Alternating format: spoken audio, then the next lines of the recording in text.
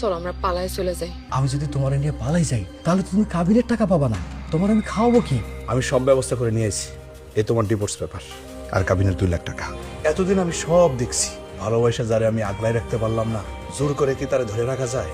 এই বাড়িতে যারা আছে তারা তো আমার কেউ আপন না। তুমি তো আমার আপন ছিলা, আমার কলিজা ছিলা। আরে প্রবাসীরা তো মানুষ না, এরা হইল দুধ দেওয়া গাভীর মতো।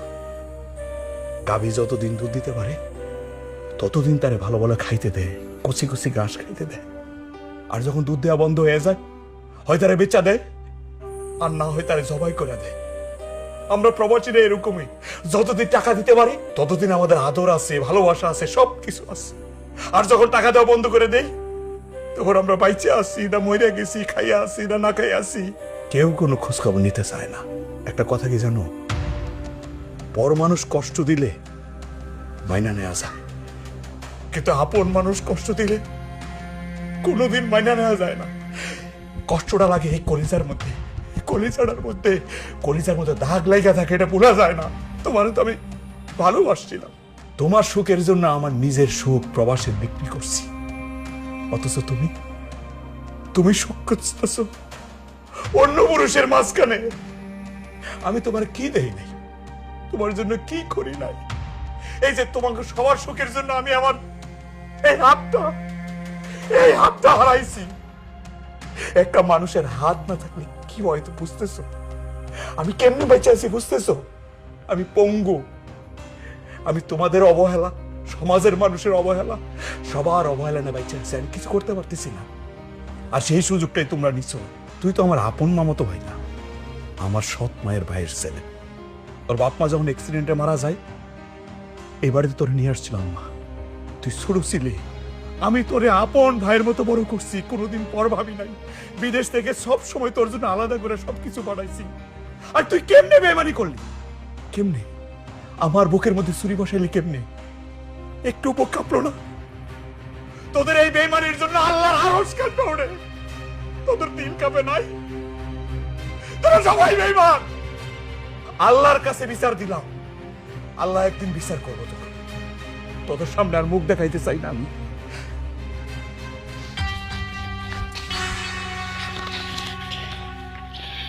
এবার তো তোমার প্ল্যান সাকসেস হয়েছে, তাহলে এবার চলো আমরা এখান থেকে ভাইগা যাই। আরে তো তাড়াহুড়ো করতেছো কেন? রাকিব তো আর এই বাড়িতে নাই, এই বাড়ি থেকে চলে গেছে না? আর এই বাড়িটা ফুপু আমার নামে লিখে দিছে। তাইলে আমার বিয়ে করো, আমার তো এভাবে থাকতে ইচ্ছা করতেছে না। অবশ্যই বিয়ে করবো শোনো, আমি কি একবার না করছি নাকি? আমি তাড়াতাড়ি বিয়ের ব্যবস্থা করতেছি, তুমি থাকো না, আস্তে আস্তে আস্তে থাকো থাকো।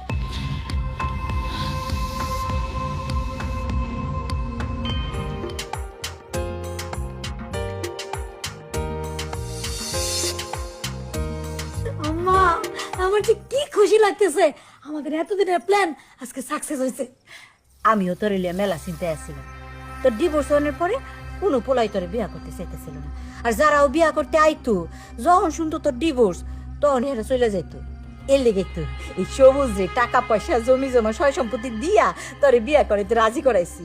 আর ওই যে এই যে রাকিবের বউর লগে সম্পর্কের অভিনয় করতে কইছি, আর নাহলে তো রাকিবের বউ সবুজের কোনো টাকা পয়সা দিব না, আমগো কোনো টাকা পয়সা দিত না, সব টাকা পয়সা রাকিবের নামে পুঁজি করে রাইখা দিত। আম্মা, তুমি একদম ঠিক কইছো। সবুজ যদি আমাদের কথায় অভিনয় না করতো ভাবির সাথে, তাহলে কি টাকা পয়সা গুলা দিত না? আমাদের ভাবি টাকা পয়সা সয় সম্পত্তি কিচ্ছু দিত না। এখন সবকিছু আমাদের নামে হয়ে গেছে। তুমি আসছো, এই আমাদের প্ল্যানটা তো সাকসেস হয়ে গেছে। চলো আমরা বিয়ে করে ফেলি। বিয়া? কিসের বিয়া? কিসের বিয়ে মানে? তুমি কি বলতেছো? তুমি তো বলছো আমাকে প্ল্যান সাকসেস হলে আমার তুমি বিয়ে করবা, তাহলে দেরি করবো কেন? চলো বিয়েটা করে ফেলাই।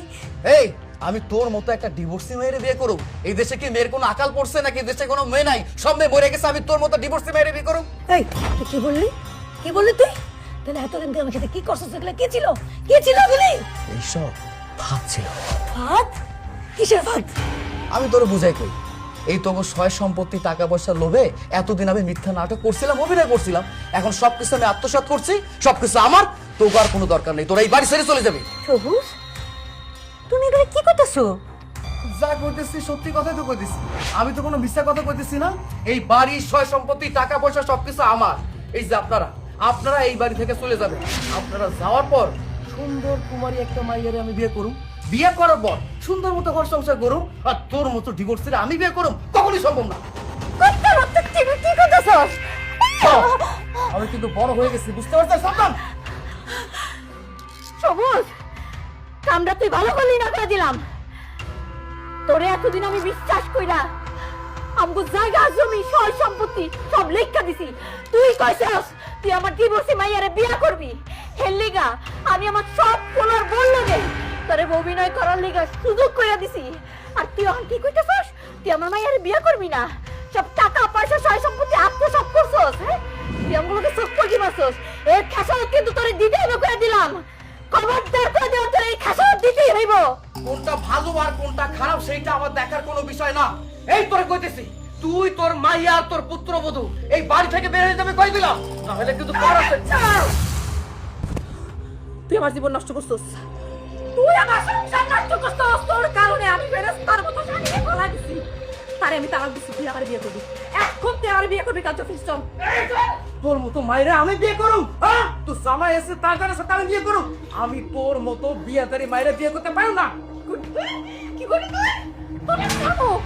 ওরে মারতেছ? এই তোরে আমি সেট পরে মতো কইলাম, এই তো করে কইলাম, তোরা 2 ঘন্টার মধ্যে বাড়ি ছেড়ে যা কিছু আছে সব কিছু নিয়ে চলে যাবি। আর যদি আইসা দেখি তো করে না, এই সবগুলো আমি মাইরা ফেলু করে দিলাম, মাথায় রেখো, ঠিক আছে?